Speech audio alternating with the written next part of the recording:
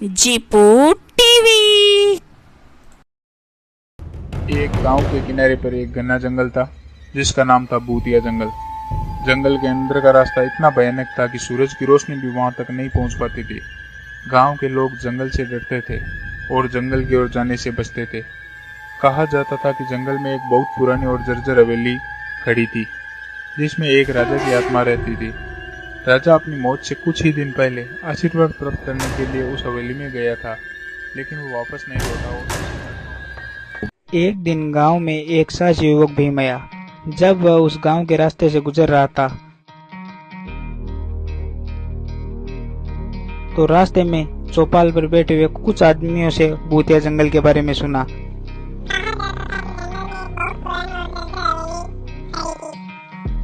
जो भूतिया जंगल के अजीबोगरीब किस्से सुना रहे थे, तो उसने मन में ठान लिया कि वह गांव वालों को उस भूतिया जंगल से निजात दिलाएगा। उसने अपने एक साथी के साथ जंगल में जाने का विचार किया और अपने साथी को बुलाया और साथी को भूतिया जंगल के बारे में बताया। जंगल में प्रवेश करते ही उन्हें भयानक आवाजें सुनाई देने लगी। पेड़ों के पत्ते सरसराने लगे और ठंडी हवा उनके कानों में फुसफुसाने लगी। अर्जुन और उसके दोस्त ने हिम्मत जुटाई और आगे बढ़ते रहे। रात होते होते वे लोग हवेली तक पहुंच गए। हवेली से एक अजीब सी रोशनी निकल रही थी।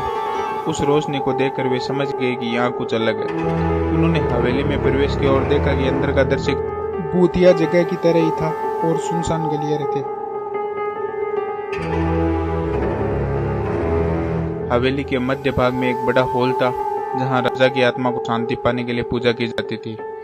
भीम ने देखा कि हॉल के बीच में एक पवित्र अग्नि जल रही और उसके चारों ओर अदर से ताकतें थी। भीम ने समझ लिया कि अगर उसे राजा की आत्मा को शांति दिलानी है तो उसे पूजा में खुद को शामिल करना होगा। उसने और उसके दोस्त ने जंगल के प्राकृतिक संसाधनों का उपयोग करके पूरी निष्ठा के साथ पूजा की। पूजा पूरी होने पर राजा की आत्मा प्रकट हुई और उसने भीम और उसके दोस्त को आशीर्वाद दिया। राजा की आत्मा मुक्त हुई और जैसे ही वह ऊपर आकाश की ओर बढ़ी, पूरे जंगल में एक अजीब सी शांति छा गई।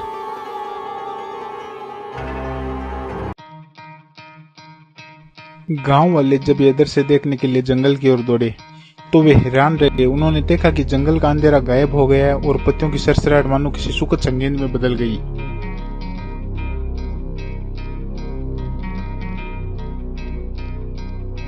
भीम और उसके दोस्त के साहस और ज्ञान के कारण जंगल अब भूतिया नहीं रहा। लोगों ने उन्हें अपना हीरो माना और भूतिया जंगल अब एक पवित्र जंगल के रूप में जाना जाने लगा। इसी तरह की मजेदार कहानियाँ सुनने के लिए हमारे चैनल को लाइक व सब्सक्राइब करें एवं अपने दोस्तों के साथ शेयर करना ना भूलें। धन्यवाद।